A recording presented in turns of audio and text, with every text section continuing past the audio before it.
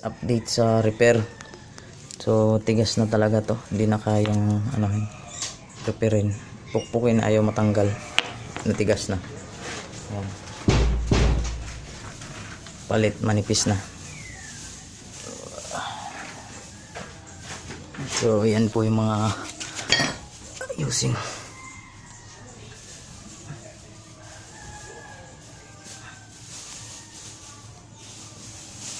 So yun guys, no, nakapatapos na tayo so bibili muna siya ng parts niya bago ikabit ko uli. So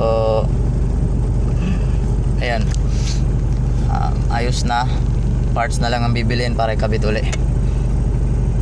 So hopefully makabili siya ng mga parts na para doon, no, kasi old model na sa kanya.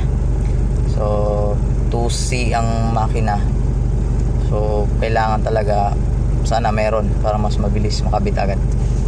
So yan lang ang update natin, mamaya uli.